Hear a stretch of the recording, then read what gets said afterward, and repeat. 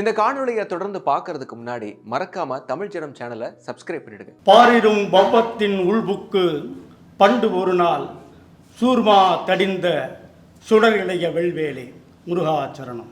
தேசியம் தெய்வீகம் கண்களாய் கொண்டவர், தேரிடா நாத்திக தீமையை கொய்தவர், தென்னாட்டு போசாய் திலகராய் நின்றவர், தேவர் புகழினை போற்று என்று முருகனையும் அந்த முருகனின் அவதாரமாக நம்மால் போற்றப்படுகின்ற தேவர் திருமகனையும் வணங்கி எனது உரையை தொடங்குகிறேன். இப்படிப்பட்ட ஒரு அருமையான தலைப்பிலே முத்துராமலிங்கத்தேவரும் ஹிந்து தேசியமும் என்ற தலைப்பிலே இங்கே ஒரு கருத்தரங்குக்கு ஏற்பாடு செய்திருக்கின்ற மீடியா அமைப்புக்கும் இங்கே திரண்டிருக்கக்கூடிய உங்கள் அனைவருக்கும், மேலும் இதை தொலைக்காட்சிகள் மூலமாகவும் சமூக வலைதளங்கள் மூலமாகவும் பார்க்கவிருக்கும் கோடானு கோடி தேசிய உள்ளங்களுக்கும் எனது பணிவு கலந்த வணக்கங்கள். இங்கே வைத்திருக்கக்கூடிய தலைப்பிலே ஹிந்து தேசியம் என்ற வார்த்தை, தேசியம் என்றாலே அது ஹிந்து தேசியம் தானே, தேசம், இந்த தேசம் ஹிந்து தேசம் தானே. பிறகு ஏன் ஹிந்து தேசியம் என்று சொல்ல வேண்டிய அவசியம் ஏற்பட்டிருக்கிறது என்றால் அதுதான் காலச்சூழல், அதுதான் காலச்சூழல். ஹிமாலயம் சமாரம்ப யாவதிந்து சரோவரம் எம் தேவம் நிர்மிதம் தேசம் ஹிந்துஸ்தானம் பிரசஸ்யதே என்று பாரகஸ்பத்திய சம்ஹிதையில் கூறப்பட்டிருக்கிறது. இமயமலை தொடங்கி குமரி கடல் வரையான இந்த தேசத்துக்கு பெயர் ஹிந்துஸ்தானம். இது தெய்வத்தால் உருவாக்கப்பட்டது என்று சொல்லிக் கொடுத்தது. இது வடமொழி மாத்திரமல்ல. தெற்கிலே என்ன சொல்கிறது புறநானூறு சங்க இலக்கியம்? வடா அது பணிபடு நெடுவரை வடக்கும் தெனா அது உருகடு குமரியின் தெற்கும் என்று வடக்கே இமயமலை முதல் தெற்கே குமரிமுனை வரை பறந்து விரிந்திருக்கக்கூடிய இந்த தேசம் பாரத தேசம், ஹிந்து தேசம்.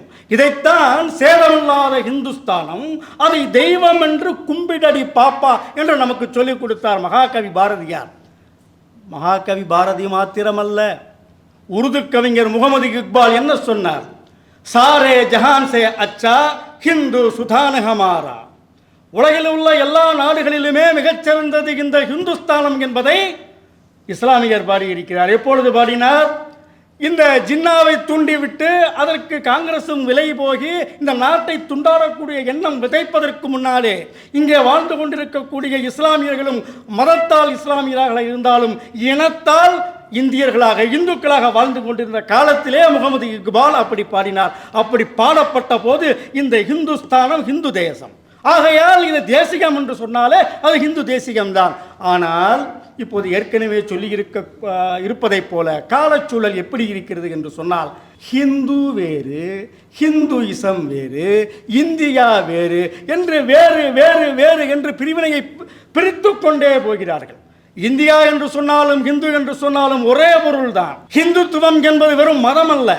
இந்நாட்டின் வாழ்வியல், தேசத்தின் பண்பாடு, கலாச்சாரம், ஆன்மீகம், கலைகள், சமய தத்துவங்கள் ஆகிய அனைத்தும் இணைக்கின்ற ஒற்றை சொல்லுக்கு பெயர் ஹிந்துத்துவம்.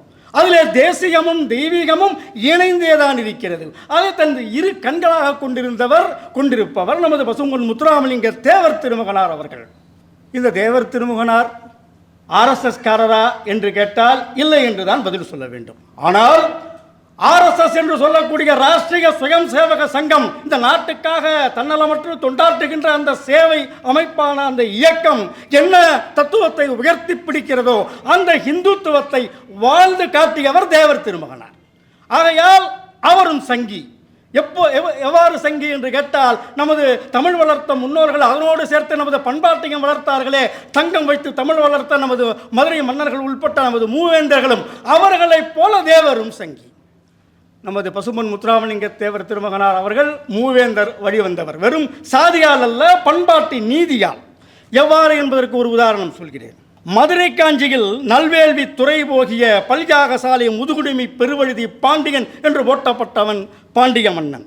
அதேபோல் புறநானூற்றில் யூவ நெடுந்தூன் வேத வேள்வி துடில் முடித்தோன் என்று பாராட்டப்பட்டவன் கரிகால் சோழன். பதிற்றுப்பத்தில் கேள்வி கேட்டு பழிவ முடியாது வேள்வி வேட்டனை என்று பாராட்டப்பட்டவன், வாழ்த்தப்பட்டவன் சேர மன்னன் பெருஞ்சேரல் இரும்பறை. இப்படிப்பட்ட மூவேந்தர்களும் எந்த வேதவடி பண்பாட்டை, எந்த பாரத பண்பாட்டை, எந்த இந்துத்துவத்தை பேணி காத்தார்களோ அதுதான் தமிழர் பண்பாடு, அதுதான் பாரத பண்பாடு. அதை தூக்கி பிடித்து நிறுத்தி நின்றவர். அதற்கு எதிரிகளுக்கு இடம் கொடுக்காமல் அதை இரும்பு தூணாக, இரும்பு கோட்டையாக காப்பாற்றியவர் தேவர் திருமகன். இந்த மூவேந்தர்களும் ஓர் உருவாய் ஜனித்தவர் நமது தேவர் திருமகன் அவர்கள். 1908 அக்டோபர் 30 கந்த சஷ்டி தினத்தன்று அவதரித்தவர். கந்த பெருமானின் மற்றொரு அவதாரம் போல் எப்பொழுதும் கையிலே வேல் பிடித்திருப்பார். அதைத்தான் இங்கே படத்திலும் போட்டிருக்கிறார்கள், அவரது திருவுருவத்திலும். அவர் இறந்ததும் அதே அக்டோபர் 30 55 வயதிலே. அவருக்கு மற்றவருக்கு இல்லாத ஒரு தனிச்சிறப்பு, பிறந்த தேதியிலேயே இறந்து முழுமையடைந்து அமரத்துவம் அடைந்தவர். அவருக்கு மட்டுமே தான் மற்ற அரசியல் தலைவர்களுக்கு இல்லாத குரு பூஜை நடக்கிறது. ஏனென்றால் அவர் அரசியல் தலைவர் மாத்திரமல்ல, அதை தாண்டி தேசிய தலைவர், ஆன்மீக தலைவர். நன்றாக புரிந்து கொள்ளுங்கள். அதற்காகத்தான் அவருக்கு குரு பூஜை நடத்தப்படுகிறது. அந்த குரு பூஜையிலே அரசியலை தாண்டி இந்த நாட்டை நேசிக்கின்ற, தமிழை நேசிக்கின்ற அனைத்து தலைவர்களும், அனைத்து பேரும் வருகிறார்கள். அவர்களோடு சேர்ந்து ஓரிரு வாக்கு பொறுக்கிகளும் வருவார்கள், வந்துவிட்டு போகட்டும். ஆனால் அவரது குரு பூஜைகள் கூடுகின்ற கோடானு கோடி உள்ளங்கள் தேசியத்தை நேசிக்கின்ற உள்ளங்கள். ஆனால் அந்த தேசியத்தை திசை திருப்ப இப்பொழுது பல்வேறு முயற்சிகள் நடந்து கொண்டிருக்கின்றன. தேவர் திருமகன் என்றதுமே முண்டாசு கவிஞன் மகாகவி பாரதி என்று சொன்னதுமே அந்த முண்டாசு முறுக்கு மீசையும் நினைவுக்கு வருவதைப் போல, தேவர் திருமகன் என்றதுமே அவர் நெற்றி நிறைய பூசை இருக்கும் திருநீற்று பூச்சுதான் நினைவுக்கு வரும். ஆனால் அந்த திருநீற்று பூச்சை அளிக்க முயன்றவர்கள் இப்பொழுது தேவர் திருமகன் மீது வேறு ஒரு சாயம் பூச பார்க்கிறார்கள். தேவர் திருமகன் எப்படிப்பட்ட ஒரு இந்துத்துவவாதி என்பதை தானுலிங்க நாடார் சொல்லியிருக்கிறார். தானுலிங்க நாடார் உங்கள் அனைவருக்கும் தெரிந்திருக்கும். அவர் இந்து முன்னணியின் தலைவராக இருந்தவர். அது மாத்திரமல்ல, அவர் முன்பாக காங்கிரஸை சேர்ந்த எம்பியும் கூட. முத்துராமலிங்க தேவர் திருமகன் அவர்களும் எம்பியாக இருந்திருக்கிறார், நாடாளுமன்ற மக்களவை தொகுதி உறுப்பினராக இருந்திருக்கிறார். அவரை பற்றி சொல்கிறார் தானுலிங்க நாடார், தேவர் அவர்களின் தமிழ் பேச்சு பிரமாதமாக இருக்கும் என்பது எங்களுக்கெல்லாம் தெரியும். ஆனால் அவர் ஆங்கிலத்தில் பேசுவார் என்பதை நான் அறிந்திருக்கவில்லை. ஒரு முறை அவர் நாடாளுமன்றத்திலே ஆங்கிலத்தில் பேசினார். அதை கேட்டு அனைவருமே அசந்து போய் நின்றோம், பிரமித்து போய் நின்றோம். நானும் நின்றேன். அப்பொழுதுதான் இவரோடு நெருங்கி பழக வேண்டும் என்று நினைத்தேன். அந்த நினைப்பு எனக்கு உடனே பலமானது. அந்த நாடாளுமன்ற கூட்டத்தொடர் முடிவடைந்து சென்னை திரும்பும்போது 2 நாள் அவரோடு ஒரே அந்த ட்ரெயினிலே ஒரே கம்பார்ட்மெண்ட்டில் அமர்ந்து வந்தோம். அப்பொழுது அவர் அரசியலை பற்றியும் ஆன்மீகத்தை பற்றியும் அடுக்கடுக்காக கொடுத்த புள்ளி விவரங்களும் தகவல்களும் என்னை பிரமிக்க வைத்தன. அவரை தொடர்ந்து சந்தித்தேன். அவரை பார்ப்பதற்காக நாடு முழுவதிலும் இருந்து பல்வேறு தலைவர்கள் வருவார்கள். வடக்கிலிருந்து பல எம்பிக்கள் கூட வருவார்கள். அவர்கள் வருபவரெல்லாம் அவர் வீட்டிலே காத்திருக்கும் பொழுது அவர் இந்த பூஜை அறையில் இருந்து அந்த பூஜையை முடித்த பிறகு திருநீற்று பிரசாதத்தை தருவார் என்று சொன்னார். அந்த திருநீற்றை நெற்றியில் பூசி இருப்பதை அழிக்க துடிக்கிறது ஒரு கூட்டம். அந்த கூட்டம் தேவரை சொந்தம் கொண்டாட பார்க்கிறது. சொந்தங்களே, எச்சரிக்கையாக இருங்கள். இந்த பண்பாடு இந்துத்துவம் என்பது துறவிகளுக்கு மரியாதை கொடுக்கக்கூடியது. அதை வாழ்ந்து காட்டியவர் தேவர் திருமகனார். துறவிகளுக்கு பண்பாடு, அவர் எல்லாவற்றையும் துறந்தவர்கள். அவர்கள் சத்சங்கிகளாக இருக்கக்கூடிய அந்த துறவிகளே சில காலிகளும் இருக்கலாம். ஆனால் அந்த துறவிகளில் பெரும்பாலோர் மிக நல்லவர்கள், நாட்டுக்கு வழிகாட்டுவதற்காக தனது சொந்தங்களை, தனது அனைத்தையுமே துறந்தவர்கள். அதே போல பிரம்மச்சாரியாக, நைஷ்டிக பிரம்மச்சாரியாக வாழ்ந்தவர் தேவர் திருமகன். அவர் துறவிகளுக்கு மரியாதை கொடுப்பவர். அப்படிப்பட்ட அவர் எப்படி ஒரு சம்பவம் இருக்கிறது. குன்றக்குடி அடிகளார் அந்த ஆதீனகர்த்தராக ஆவதற்கு முன்பு சாதாரணமாக இருக்கும் பொழுது தேவர் திருமகனாரை அடிக்கடி பார்க்க வருவார். அப்பொழுது அவரிடம் இருக்கக்கூடிய நூல்களை எல்லாம் வாங்கி படிப்பார். சந்தேகங்களை கேட்டு தகவல்களை தெரிந்து கொள்வார். அப்படிப்பட்ட குன்றக்குடி அடிகளார் பிறகு குன்றக்குடியின் ஆதீனகர்த்தராக, அதன் தலைவராக வருகிறார்.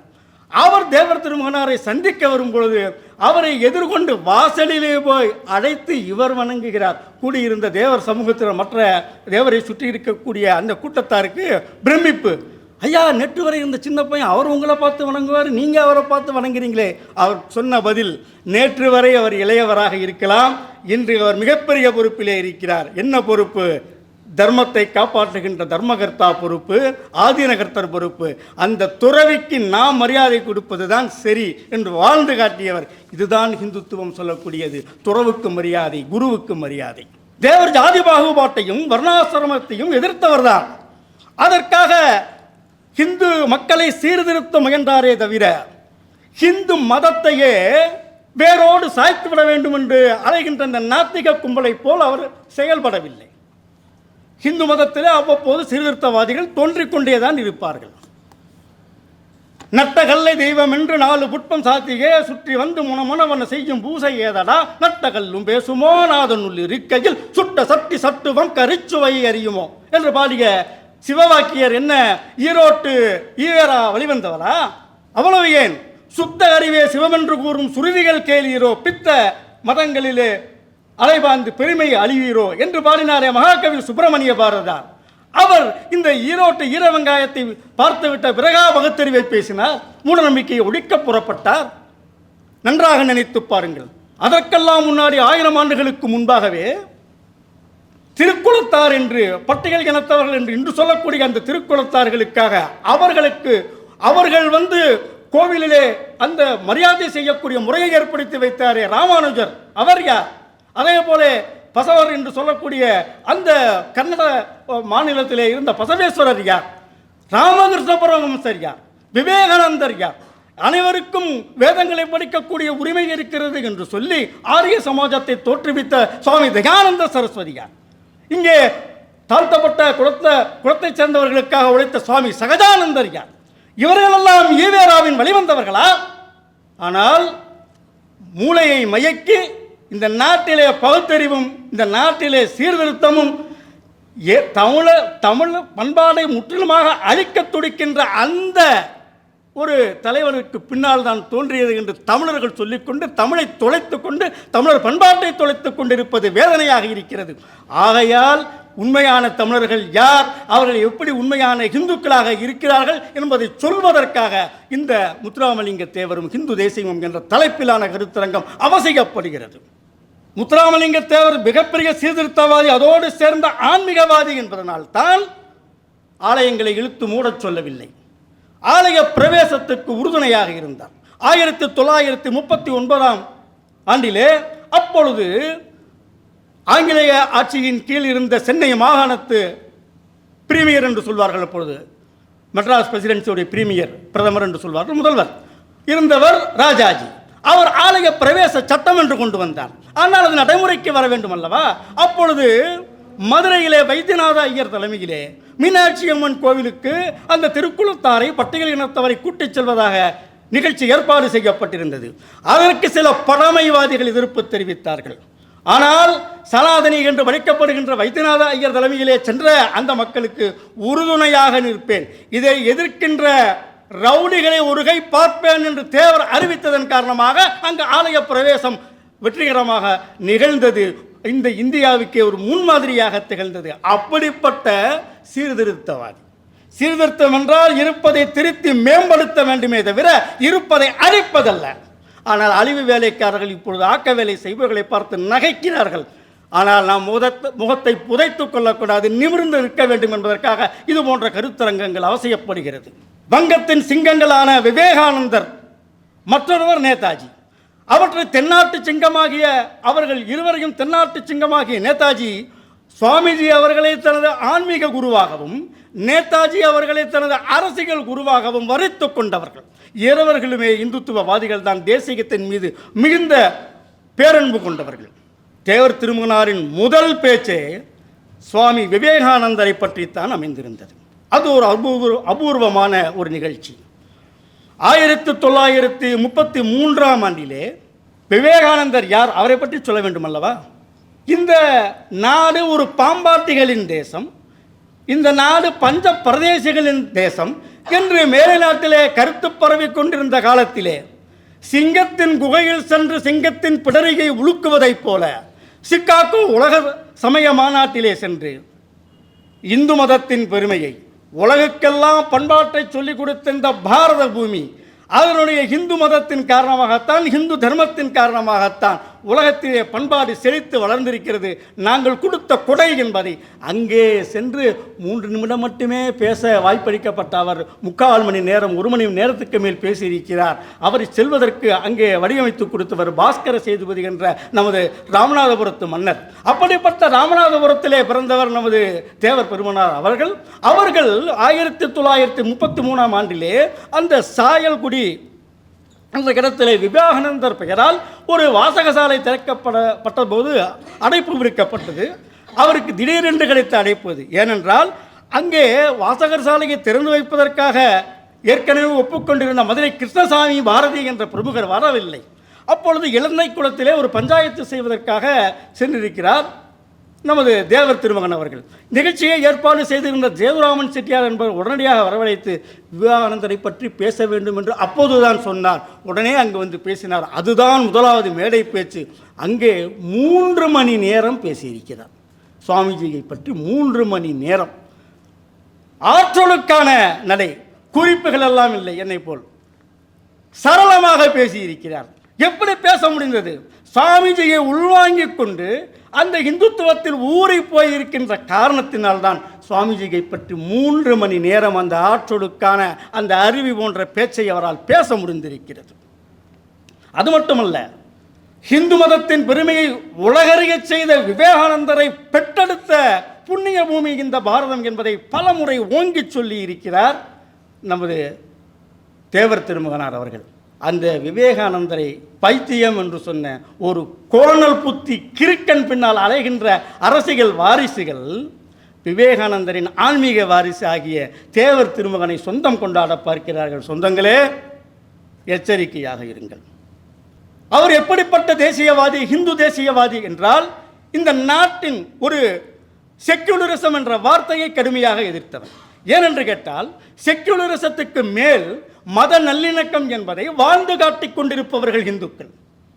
இந்த பாரத தேசத்தில் பிறந்த இந்துக்கள் செக்குலரிசம் என்ற வார்த்தையை ஆங்கிலேயன் நமக்கு கற்றுக் கொடுத்த பிறகுதானா பாரசீகத்திலிருந்து விரட்டியடிக்கப்பட்ட 2000 ஆண்டுகளுக்கு முன்பு விரட்டியடிக்கப்பட்ட அந்த பார்சிகளை இங்கே அரவணைத்து அடைக்கலம் கொடுத்தார்கள்.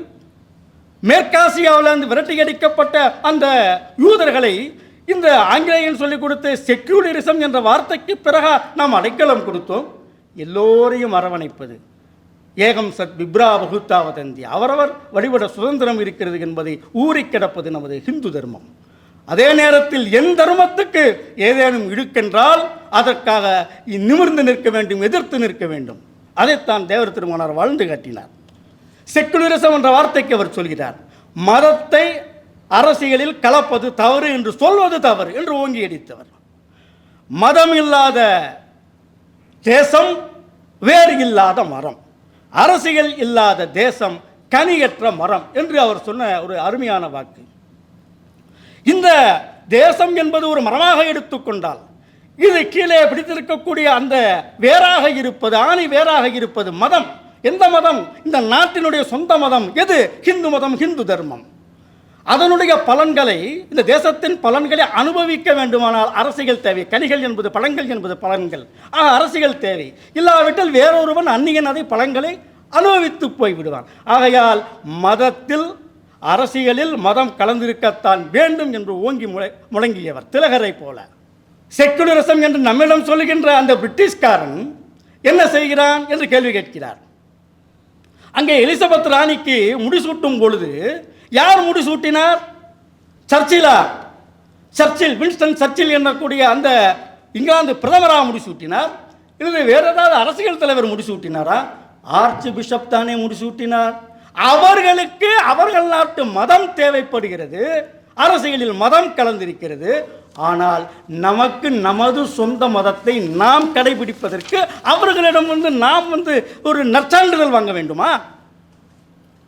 இன்னும் பல விஷயங்கள் இருக்கின்றன. அவற்றையெல்லாம் பின்னால் வருவர்கள் பேசுவார்கள். முக்கியமாக நமது வெங்கடேசன் அவர்கள் பேசுவார்கள். அவர் எழுதின ஒரு அருமையான புத்தகம் தேவர் போற்றும் ஆர்எஸ்எஸ் என்ற புத்தகம். அதில் அரிய பல தகவல்கள் இருக்கின்றன. நான் கூறுகின்ற தகவல்கள்லாம் அந்த நூலிலிருந்து சில தகவல்களை எடுத்திருக்கிறேன். அற்புதமான நூல், அதை வாங்கி படியுங்கள். மிக அழகாக அந்த நாத்திக கும்பலை சாடி எடுத்தவர், கடுமையாக விமர்சித்தவர் தேவர் திருமகனார். அதுக்கு ஒரு உதாரணம் மட்டும் சொல்கிறேன். பல தெய்வ வணக்கம் இருக்கிறதே என்று சொல்லும் பொழுது ஒருவனே தெய்வம், ஒன்றே குலம், ஒருவனே தெய்வம் என்று சொல்லிவிட்டார் ஒரு நாத்திகர். இந்த நாத்திகர் சொல்லவில்லை, அது திருமூலர் சொன்னது, ஆத்திகர் சொன்னது என்பதை ஆணித்தரமாக சொன்னது மட்டும் இல்லாமல் ஏன் பல தெய்வ வழிபாடு இருக்கிறது என்று கேட்கும்போது உதாரணம் சொல்கிறார். ஒருவர் வீட்டுக்கு செல்லும் பொழுது ஒரு அம்மா அப்பா ஒரு சிறு குழந்தை இருக்கிறது. அங்கே இருக்கக்கூடிய நண்பனை கேட்டு இது யார் என்று கேட்டால் இது என் தகப்பனார் என்கிறார். அடுத்ததாக வேறு ஒரு படம் இருக்கிறது. அங்கே இருவர் திருமண கோலத்திலே இருக்கிறார்கள். இந்த கோலத்திலே இருக்கக்கூடிய ஆண் யார் என்று கேட்டால் எங்கள் அப்பா தான் அவர் என்று சொல்கிறார். அடுத்ததாக இன்னொரு படம் வருகிறது, ஒரு குடும்ப ஃபேமிலி ஃபோட்டோ. இங்கே இருக்கக்கூடிய இந்த மனிதர் யார்? எங்கள் அப்பா தான் அப்படிங்கிறார். அடுத்ததாக இவருடைய குழந்தையை கையில் தூக்கி வைத்துக் கொண்டு வயதான தோட்டத்திலே ஒருவர் இருக்கிறார். இவர் யார்? இவர் எங்கள் அப்பா தான். அப்போ உங்களுக்கு இத்தனை அப்பங்களா, இத்தனை தகப்பன்களா என்று யாராவது கேட்பார்களா? அதே போல் அவர் சொல்கிறார், தேவர் அவர்கள் வார்த்தை இது, பரம்பொருள் ஒரே பிரம்மம், துஷ்ட நிகிரக சிஷ்ட பரிபாலனத்துக்காக பல உருவங்கள் எடுக்கிறது. இதை விட யாராவது விளக்கம் கொடுக்க முடியுமா? இப்படி சொன்ன தேவர் திருமகன் ஹிந்துத்துவவாதி இல்லாமல் வேறு யார்? ஹிந்துத்துவம் என்பதை ஏகம் சத் விப்ரா பகுதா வதந்தி என்பதை ஓங்கி சொல்வது. ஆனால் அதே நேரத்தில் நமது சமூகத்துக்கு, நமது மதத்துக்கு ஒரு துன்பம் வந்தால் சமூக நல்லிணக்கம் என்ற பெயரிலே அதை பொறுத்து கொண்டு வாழாவிருப்பதல்ல, கோழைத்தனம் அல்ல. அழகாக சொல்வார், வீரம் இல்லாத விவேகம் மூடத்தனம், விவேகம் இல்லாத வீரம் மூர்க்கத்தனம். இரண்டுமே இருக்கக்கூடாது, வீரமும் வேண்டும் விவேகமும் வேண்டும் என்று சொன்னவர். ஆங்கிலேயனுக்கு அடிமைப்பட்ட இந்த நாத்திக கூட்டம் என்ன சொல்கிறது? பழமையில் என்ன பெருமை இருக்கிறது என்று கேட்கிறது. அதை தேவர் திருமகனார் திரும்ப கேட்கிறார். பழமையில் என்ன பெருமை இருக்கிறது என்று நம்மை கேட்கும் அந்த ஆங்கிலேயர்கள் என்ன செய்கிறார்கள்? ஒலிம்பிக் ஸ்போர்ட்ஸ், ஒலிம்பிக் கேம்ஸ் என்று நடத்துகிறார்கள். அந்த ஒலிம்பிக் கேம்ஸ் என்று ஏன் வைக்க வேண்டும்? லண்டன் கேம்ஸ், நியூயார்க் கேம்ஸ் என்று வைக்க வேண்டியது தானே. நியூயார்க் கேம்ஸ் என்று வைத்தால் 300 ஆண்டுகளுக்கு முன்பு அதுவும் அடிமையாக கிடந்த தேசம் என்ற அவமானம் வரும். லண்டன் கேம்ஸ் என்று வைத்தால் 400 ஆண்டுகளுக்கு முன்பு அட்லாண்டிக் பெருங்கடலிலே கடற்கொள்ளையர்களாக திரிந்த கூட்டம் தானே என்ற அவமானம் வரும். ஆகையால் 1500 2000 ஆண்டுகளுக்கு முந்தைய கிரேக்க நாகரிகமாகிய ஒலிம்பிக் பெயரை சூட்டிக்கொள்ளலாம் என்று அவனது எங்கேயோ இருக்கக்கூடிய தூரத்து சொந்தமான பழமைக்கு பெருமை தேடுகிறான், பெருமிதம் கொள்கிறான்.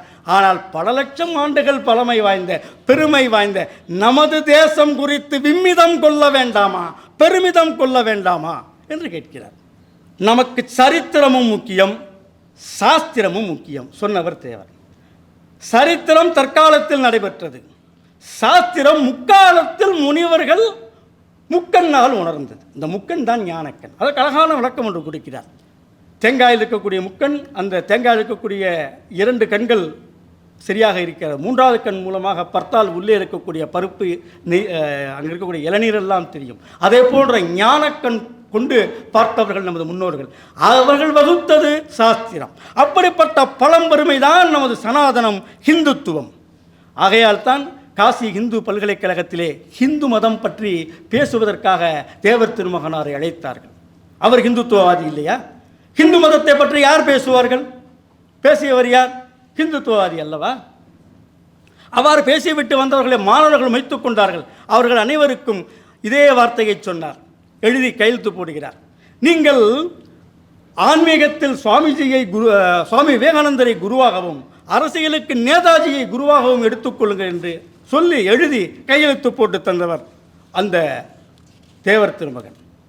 யார் இந்த ஹிந்துத்துவத்தை போற்றி புகழ்ந்தார்களோ அவர்களுக்கெல்லாம் பாராட்டி மகிழ்ந்தவர். சாவர்கருக்கு வரவேற்பு அளித்தவர், அதற்கு தலைமை தாங்கியவர் தமுக்க மைதானத்திலே. அதேபோல் ஆர்எஸ்எஸ்னுடைய 2வது தலைவர் குருஜி அவர்கள் மதுரைக்கு விஜயம் செய்த போதும் அவருக்கும் வரவேற்பு அளித்த குழுவுக்கு தலைவராக இருந்த பெருமை பெற்றவர். ஒன்று சொல்வார்கள், ஆதாரமற்ற ஒரு விஷயம் என்னவென்று கேட்டால், தேவருக்கு ஒரு இஸ்லாமிய பெண்மணி சாந்த் பிவி என்று பேசுவார்கள், அவர்தான் தாய்ப்பால் கொடுத்தார் என்று சொல்வார்கள். அதை தேவரோடு நெருங்கி பழகிய PR பெருமாள் தேவர் என்பதை மறுத்திருக்கிறார். முடிசூடா மன்னர் முத்துராமலிங்க தேவர் என்ற நூலிலே பால் கொடுத்தவர் அவரது பெரியம்மா மீனலோச்சனி என்ற உண்மையை சொல்லியிருக்கிறார். அப்படியே வைத்துக் கொள்வோமே, இஸ்லாமியரை பால் கொடுத்து விட்டு போகட்டும், தவறில்லை. ஆனால் அதற்காக அவர் மதம் மாறிவிடவில்லை, அதுதான் முக்கியம். அவர் என்ன செய்தார்? அந்த இவர் இருக்கக்கூடிய பசும்பொன் கிராமத்துக்கு அருகிலே அபிராமம் என்ற ஒரு கிராமம் இருக்கிறது. அந்த கிராமத்திலே முஸ்லீம்கள் பெரும்பான்மையாக ஆகிவிட்டார்கள். அங்கே இருக்கக்கூடிய ஹிந்து பெண்களுக்கு அவர்கள் குறும்பு செய்து அங்கே தொல்லை கொடுக்கிறார்கள். இதை அங்கே இருக்கக்கூடிய பள்ளிவாசல் பெரியவர்களை கூப்பிட்டு இதை கண்டித்து பரிகாரம் தேடுங்கள் என்று சொல்லுகிறார்.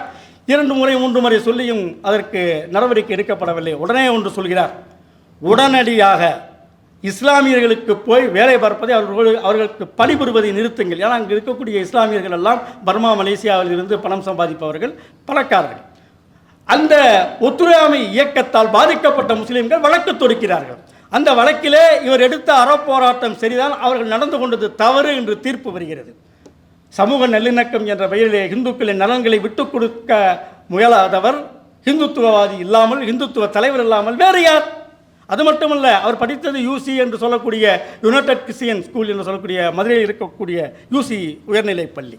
அங்கே படித்த அவர்தான் வடக்கன்குளத்திலே, நெல்லை மாவட்டம் வடக்கன்குளத்திலே அங்கே பெரும்பான்மையாக இருந்த இந்துக்கள் எல்லாம் ஒரு காலகட்டத்திலே மதம் மாறி போன விட்ட காரணத்தினால் சிறுபான்மையாகி போன இந்துக்களுக்கு தொல்லை கொடுத்தார்கள். கோவில் சப்பரம் நடத்தக்கூடாது, எங்கள் தெருக்களின் வழியாக போகக்கூடாது என்றெல்லாம் தடை விதித்தார்கள். அப்போது கலங்கி போய் நின்ற அந்த மக்களிடையே தேவர் திருமகனார் இருக்கும்போது ஏன் கவலைப்படுறீங்க என்று ஒருவர் சொன்னதுமே அவரிடம் அடைக்கலமாக போனார்கள். அங்கே அந்த கூட்டத்துக்கு என்னை அழையுங்கள், நான் வந்து பேசுகிறேன் என்று சொன்னார். அங்கே பேசும் பொழுது ஒன்று சொல்கிறார், நேற்று வரை நமது முன்னோர்களோடு நமது மக்களோடு சேர்ந்து முன்னோர்களை வழிபட்ட பிறகு இன்று நீங்கள் யாரை வேண்டுமானாலும் வழிபடுங்கள், ஆனால் இந்த மண்ணுக்கு எதிராக, இந்த மண்ணினுடைய பண்பாட்டுக்கு எதிராக நீங்கள் நடந்து கொண்டால் கடும் விளைவுகளை சந்திக்க நேரிடும் என்று சொன்ன பிறகு அவர்கள் தெரிந்து விட்டார்கள். வடக்கன்குளம் பிரச்சனை எங்கோ போய்விட்டது. ஆக எந்த நேரத்திலும் சமூக நல்லிணக்கம் என்ற போலித்தன்மைக்காக, இந்த போலி செக்குலரிசத்துக்காக இந்துக்களின் நலன்களை விட்டுக் கொடுக்காமல் அதே நேரத்தில் இந்துத்துவத்தின் அடிப்படையாகிய அனைவரையும் அரவணைத்துக் கொள்ளக்கூடிய சமரச பாவத்தோடு வாழ்ந்து காட்டியவர் தேவர் திருமகனார் அவர்கள். அவரை பற்றி நிறைய சொல்லிக்கொண்டே போகலாம், நேரம் குறுகியதாக இருக்கிறது. ஆகையால் தேவரை பற்றி ஒரே ஒரு பாடலை பாடி என்று உரையை நிறைவு செய்கிறேன். தமிழகத்தின் தவப்புதல்வன் எங்கள் தேவரையா, தன்மான சிங்கமாம் எங்கள் தேவரையா, தாய்நாட்டு பக்தனாம் எங்கள் தேவரையா, தென்னாட்டு நேதாஜி எங்கள் தேவரையா, தேவர் புகழ் பாடுவோம் தேசியத்தை காப்போம், தேவர் புகழ் பாடுவோம் தெய்வீகத்தை வளர்ப்போம், சசியில் அவதரித்த சன்மார்க்க சீலராம், சங்கடங்கள் போக்கிடும் கலியுக வேலராம், நைஷ்டிக பிரம்மச்சாரி நவயுக சித்தராம், நாத்திகம் வேறறுத்த நன்னறி வேந்தராம், தேவர் புகழ் பாடுவோம் தேசிகத்தை காப்போம், தேவர் புகழ் பாடுவோம் தெய்வீகத்தை வளர்ப்போம், குற்ற பரம்பரை சட்டத்தை கொன்றவர், குற்றேவல் செய்திடும் கொடுமையை மாய்த்தவர், சுற்றம் நலம் வாழ சுகத்தினை துறந்தவர், சொத்துக்கள் எல்லாமே பிறருக்கு ஈந்தவர், தேவர் புகழ் பாடுவோம் தேசிகத்தை காப்போம், தேவர் புகழ் பாடுவோம் தெய்வீகத்தை வளர்ப்போம், சத்தியத்தின் மறு உருவாம் எங்கள் தேவரையா, சதுர்வேத காவலராம் எங்கள் தேவரையா, சாதிகளை கடந்திட்ட எங்கள் தேவரையா, சமத்துவம் நாட்டிட்ட எங்கள் தேவரையா, தேவர் புகழ் பாடுவோம் தேசியத்தை காப்போம், தேவர் புகழ் பாடுவோம் தெய்வீகத்தை வளர்ப்போம். பாரத் மாதா கி ஜெய் ஹிந்த்.